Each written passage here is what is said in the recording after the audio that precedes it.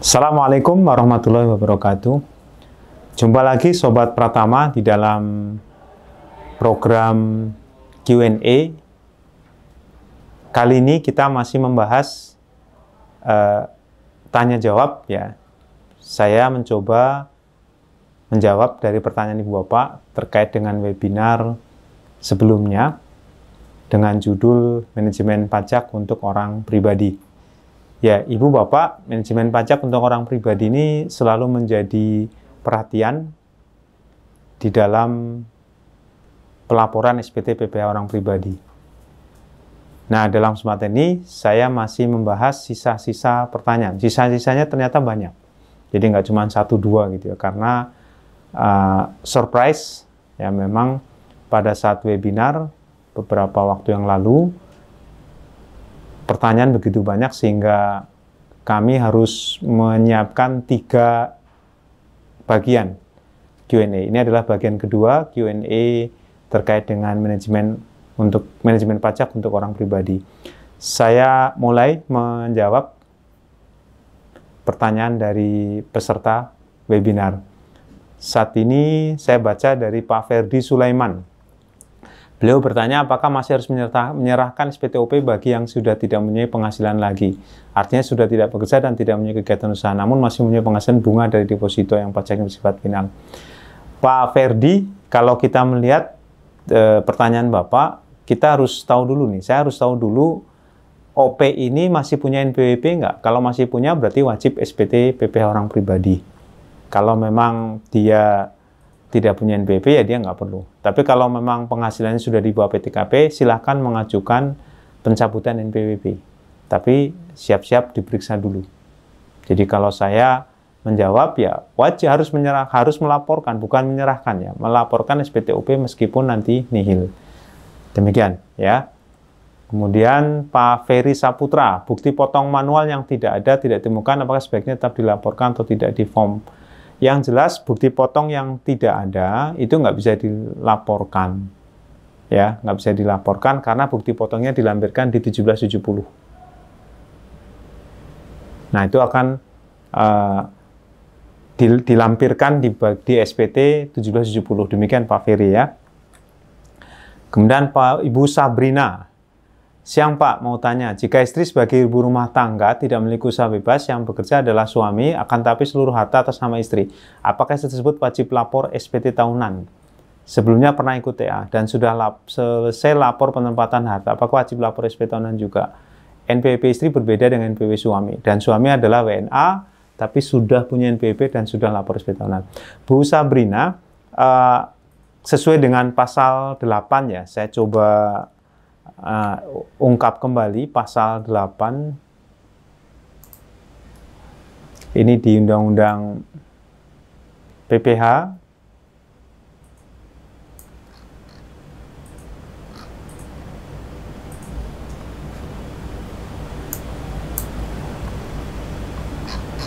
ya, Ibu Bapak, di pasal 8 Undang-Undang PPh itu dijelaskan di bagian penjelasan ya, bahwasanya satu kesatuan ekonomi untuk wajib pajak orang pribadi itu ada pada kepala keluarga.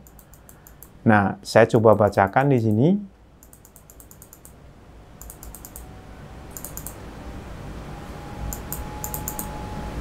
Pasal 8 ayat 3.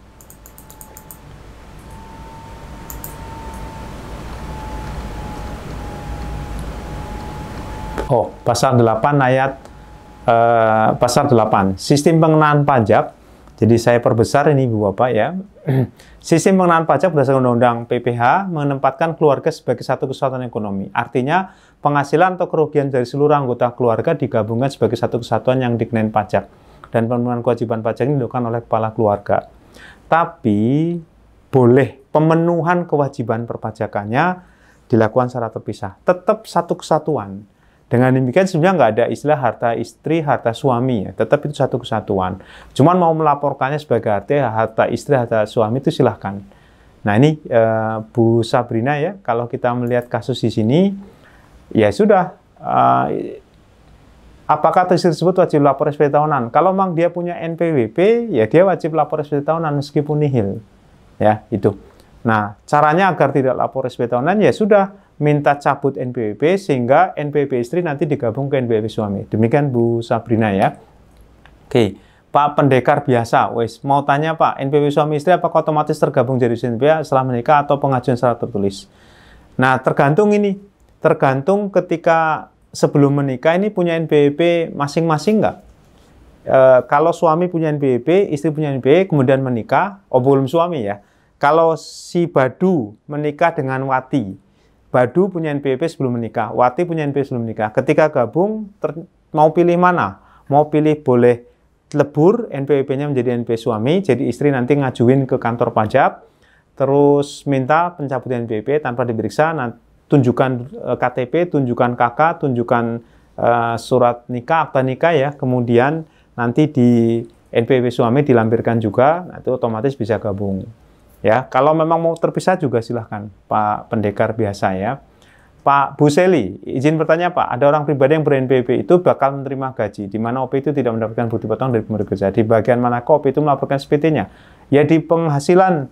Ini OP-nya apa ini? Kalau cuma gaji, penghasilan enggak, dia masuk ke pemberi kerja. Jadi kalau di dalam SPT, saya coba buka SPT-nya. Kalau cuma dari pemberi kerja, berarti saya masuk ke pakai 1770S. Ya, saya coba ini penghasilan itu dari pemberi kerja. Ini silahkan dicek ya 1770S. Nah, masukkan ke sini kalau pakai 1770S. Nah, kemudian kalau ada bukti potongnya, nah di sini nama pemotong di mana 1770S Romawi 1. Nah, 1770S Romawi 1 Ibu Bapak, di bagian A penghasilan itu kita skip, bagian B penghasilan yang tidak termasuk baca, kemudian bagian C daftar pemotongan masuk sini. Ya, kalau ternyata nggak ada bukti potong ya ini nggak ada. Ya, baik. Nah, kemudian kalau pertanyaan Ibu di sini gaji tidak mendapat bukti potong di bagian mana itu melaporkan SPT-nya. Ya, kalau memang nggak ada bukti potong ya masuk penghasilan lainnya, betul. Jadi secara umum kalau ada bukti potong masuk ke 1770S Romawi 1 bagian C. Kalau nggak ada bukti potongnya ya ke penghasilan lainnya di sini. Cuman ini penghasilan lainnya itu neto dalam negeri lainnya ya. Oke ya. Baik. Bu Seri sudah. Kemudian Bu Rani Anggraini. Pak Pri tanya ya, apabila suami istri masing-masing punya NPWP, suami tidak memiliki penghasilan atau memiliki penghasilan tapi objek pajak final, apakah perhitungan pajaknya tetap menggunakan mekanisme PHMT?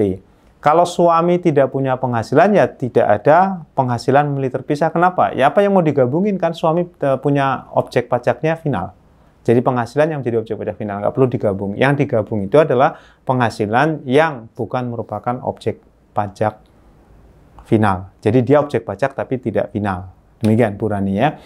Bu Naila, Pak, saat suami pegawai BUMN dan istri PNS punya NPWP dan punya bukti potong masing-masing, status istri di 1721 hanya K2. Istrinya K2. Saat digabung penghitungnya maka istri jadi kelebihan dan suami kurang bayar. Bagaimana kelebihan di SP istri yang PNS, Pak? Nah, istri ini nggak pas. Suami pegawai BUMN. Kalau istri harusnya TK0. Kenapa? Karena yang tanggungan itu, kawin itu suami. Jadi ini salah di awalnya.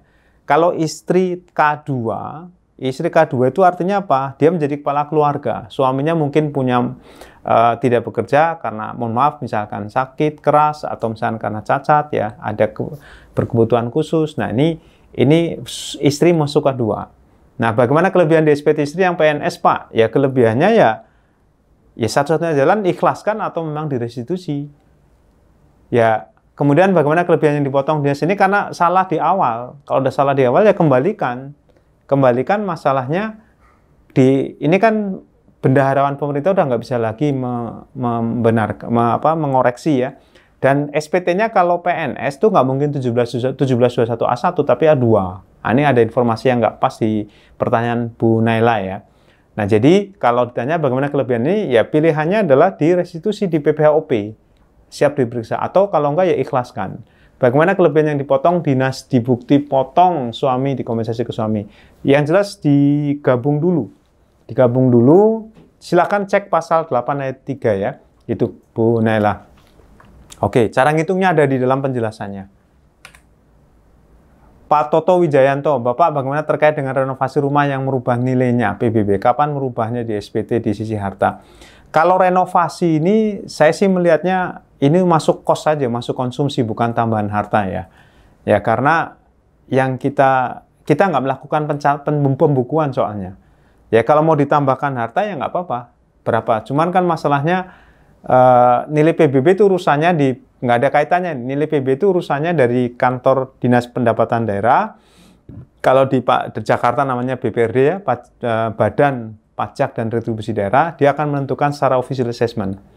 Nah, ya udah kita ikut aja. Tapi kemudian nambah hartanya terserah. Masuk kategori bukan penghasilan, karena kan sekarang gini, Pak Toto membangun renovasi rumah, duitnya dari mana? Duitnya kan dari penghasilan. Penghasilannya sudah dilaporkan di SPT belum? Kalau sudah ya berarti bukan penghasilan. Nah, rumus sederhananya adalah penghasilan sama dengan konsumsi plus tambahan harta. Jadi tambahan harta ini bisa masuk di dalamnya renovasi rumah. Atau bisa juga renovasi rumah itu masuk konsumsi. Yang penting penghasilan sudah dikenain pajak. Demikian Pak Toto ya. Bu Retno, izin bertanya Pak Pri, jika belum memiliki suami, tapi sudah memiliki tanggungan atas orang tua, apakah penghasilannya bisa ditambahkan tanggungan? Oh bisa, sepanjang memang orang tuanya tidak memiliki penghasilan, jadi tidak bekerja. Lalu bagaimana untuk pelaporan pajaknya OP jika terjadi selisih minus Pak? Selisih minus itu artinya apa ya? Selisih minus itu lebih atau soalnya selisih kurang, agak saya bingung juga ini. Yang jelas kalau kurang bayar tinggal dibayar. Kalau lebih bayar pilihannya dua, direstitusi. Kalau nggak direstitusi ya tambahin penghasilan lainnya supaya nggak lebih bayar. Gitu aja Bu Retno ya. Pak Marulak Sitomorang, selamat pagi Pak Pri. Izin tanya terkait pelaporan SPT tahun OP. Suami istri menikah yang punya NPWP adalah suami. Case-nya istri punya warisan yang belum dibagi dari orang tua istri. Kalau warisan yang belum dibagi dari orang tua istri, berarti itu milik orang tua, bukan milik istri ya. Nah, ini yang nggak pas ya. Kalau sudah menjadi istri, hak istri, berarti udah warisan dibagi. Kalau warisan yang belum dibagi dari orang tua istri, otomatis itu ya belum milik istri. Apakah warisan yang belum dibagi itu wajib atau tidak dimasukkan ke dalam SPT suami? Nggak masuk, karena itu masih di NPWP orang tua. Bagaimana praktik yang benar? Jadi kalau warisan yang belum terbagi, otomatis dia menjadi subjek pajak tersendiri, Pak Marulak ya. Dia nggak masuk ke istri, nggak masuk ke anaknya, nggak masuk ke anak setelah. Jadi nggak masuk ke SPT suami istri ini. Demikian. Pak Fujitrans, Bu Helmi Dalita, izin bertanya, kapan sebaiknya pengajuan permohonan WP non-efektif? Sebelum proses penutupan WP karena ekspatriat kembali ke negara asal, jika EPO Indonesia, padahal di Indonesia pembayaran gaji terakhir April. Kepulangan tertunda karena kondisi COVID. Ya, kalau ngajuin, kalau memang sudah tidak terpenuhi kewajiban pajak subjektif dan objektif. Pilihannya dua, mau cabut langsung atau non-efektif dulu. Jadi kalau sudah tidak terpenuhi kewajiban pajak subjektif, artinya orangnya udah nggak ada. Nah, orangnya nggak ada, ngajuinnya gimana? Kan dia harus membuat ini, atau kuasa. Berarti kuasanya sebelum pergi atau nanti lewat luar negeri ya, kuasa. Karena dia harus tanda tangan, demikian. Jadi kapan? Ya terserah. Terserah nyamannya mau, yang jelas sudah terpenuhi ya, terpenuhi subjeknya nggak ada, dan atau objeknya nggak ada. Bu Elizabeth, mohon info terkait dengan penjelasan mengenai suami istri yang bekerja di dua perusahaan yang berbeda, bahwa gaji istri boleh dimasukkan sebagai penghasilan yang sudah dipotong pajak final. Ini bagaimana penjelasannya, Pak? Ya, Bu Elizabeth tinggal cek di ini ya, petunjuk pelaporan SPT orang pribadi. Jadi gini, saya kasih contoh langsung di SPT-nya. Kalau misalkan bekerja dari pemberi kerja, Bu Elizabeth bisa cek di formulir 1770 S2. Nah, Ibu Bapak, terutama Bu Elizabeth, bisa cek di bagian A, nomor urut ini, 14. Itu. Sepanjang tidak punya NPWP terpisah. Nah, jadi masuk di sini. Jadi sebenarnya kasusnya udah lama ya. Karena memang SPT-nya sudah lama nggak ada perubahan. Oke. Pak Ibu Mulyani, Pak mau tanya, saya dapat penghasilan 2, misal PTA, penghasilan di atas PTKP dan dapat bukti potong, dan PTB, penghasilan di bawah PTKP tidak bukti potong. Pertanyaan saya, apakah perlu hitung ulang penghasilan saya? Oh iya, perlu hitung ulang, karena nanti kemungkinan kurang bayar. Kalau dapat bukti potong PPh, apakah harus dikreditkan bukti potongnya?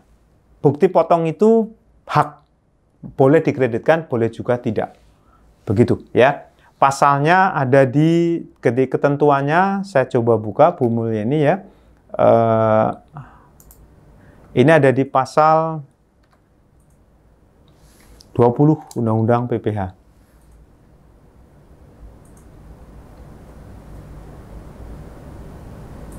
Nah ini, pasal 20 ayat 3, pelunasan pajak sebenarnya dimaksud ayat 1 merupakan angsuran pajak yang boleh dikreditkan.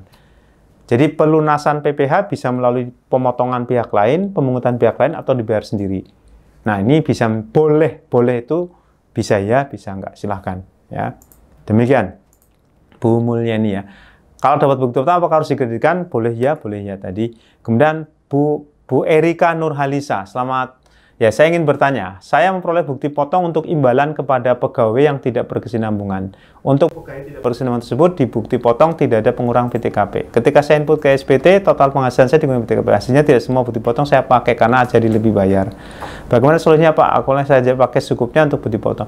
Bukti potong nggak bisa secukupnya. Pilihannya 2. Mau kita kreditkan full atau enggak? Atau kalau enggak, tambahin penghasilan lainnya. Ya, itu. Agar tidak lebih bayar. Kemudian yang kedua, Pak, pada saat mengisi penghasilan di lampiran 1771 ada kolom penghasilan bruto, pengurang penghasilan bruto dan penghasilan neto. Cara mengisinya seperti apa, Pak? Oh, kalau cara ngisi, Bapak Ibu Erika tinggal baca petunjuk pengisian SPT. Di situ ada. Kalau penghasilan bruto ya tinggal diisi aja. Saya bingung juga cara ngisinya, tinggal ngisi aja, tinggal nulis ya. Jadi saya bingung pertanyaan cara ngisi. Tinggal nulis di situ mau pakai komputer Excel atau pakai e-form ya, itu bisa. Demikian ya. Kemudian PW dipotong, DPP 50. Apakah betul pengurang penghasilan bruto saya isi nilai DPP 5%? 50 hanya ada cara mengisinya seperti apa? Karena di bukto tidak ada penghasilan itu, hanya ada penghasilan bruto. DPP 50% dari penghasilan itu. Nah, penghasilan netonya itu 50%, Bu. Ya. Jadi penghasilan itu sama dengan 50%. Oke, selanjutnya Pak Peter Widayat. Izin bertanya Pak Pri, kalau saya agen asuransi, lebih bayar kalau bukti potongnya diinput semua. Boleh nggak bukti potong tidak dikreditkan? Boleh. Tadi ya pasal 20 ayat 3 Undang-Undang PPh. Bapak bisa baca di situ. Atau penghasilan lainnya silahkan. Jadi silakan. Kalau saya memang lebih cenderung kadangkala kan kita ada penghasilan tapi nggak inget itu. Saya lebih cenderung memang tambahin penghasilan sehingga bukti potong semua kita kreditkan. Tujuannya apa? Tidak memunculkan pertanyaan dari kantor pajak. Ini bukti potong ini penghasilan sudah dilaporkan belum? Jadi bisa mengurangi risiko pertanyaan lebih lanjut dari kantor pajak, gitu ya. Jadi semua kita klaim, kita tambahkan penghasilan karena tidak mustahil ada penghasilan lainnya. Ini siapa nih? 17.100.2201. Mau tanya lagi Pak Pri, berapa batas usia anak dapat ditanggung menjadi PTKP? Misalkan usia anak, ya sebenarnya anak yang ditanggung sepenuhnya itu ini boleh menjadi PTKP. Anak umur 30 tahun pun itu anak ya, 30 tahun. Kalau memang mohon maaf dia berkebutuhan khusus, dia bisa menjadi tanggungan. Sekali lagi tanggungan itu memang 18 ya. Tapi kalau memang dia mahasiswa, ya kalau memang mahasiswa ya silahkan menjadi tanggungan sepenuhnya. Itu yang jelas belum bekerja. Demikian ya. Terus Bu Melvin Marasi Silalahi, izin bertanya, untuk pengurangan penghasilan dari zakat atau sumbangan yang wajib, apakah bisa bila tidak sesuai dengan ketentuan perpajakan? Contoh agama kita ada pengeluaran wajib seperti perpuluhan. Apa bisa kita buat pengurang? Boleh, silahkan. Perpuluhan untuk yang ini soalnya sesuai dengan ketentuan agama masing-masing. Kalau perpuluhan ya perpuluhan silahkan. Yang penting Bu Melvin ya harus diserahkan kepada lembaga yang memang sudah punya izin. Kalau di Islam itu ada istilahnya lembaga amil zakat yang memang pendiriannya dapat izin dari Depsos dan Kementerian Sosial dan Kementerian Agama. Jadi ini kemungkinan Kementerian Agama atau Kementerian Sosial dapat izin. Jadi kalau di gereja itu ada lembaga yang menerima itu bisa. Pak Novianto, Assalamualaikum Pak Pri, izin bertanya. Jika istri NPWP-nya sudah hapus dan surat penghapusan sudah diberikan ke pemberi kerja beserta NPWP suami untuk memotong menggunakan NPWP suami, namun pemberi kerja tak memotong NPWP yang sudah dihapus, apakah saat pelaporan penghasilan istri masuk ke lampiran final namun buktinya masih NPWP istri? Saya kalau ini tergantung kantor pajak ya Pak Novianto ya. Ya memang yang penting sebetulnya kita minta bukti potongnya itu menggunakan NPWP istri gitu.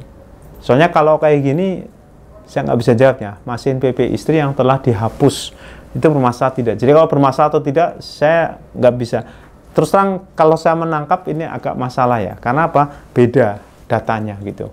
Gitu Pak Novianto ya. Ya. Pak Soleh Abu Tazkiyah, bagaimana melaporkan saldo akhir utang bank atau utang leasing pada akhir tahun, di mana saldo utang tersebut terdiri atas pokok dan interest.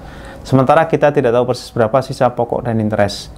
Ya sudah, kita pakai angka yang ada aja Pak Soleh ya. Kita pakai saldo akhir utang bank atau utang leasing, pokoknya angka yang segitu kita ini aja.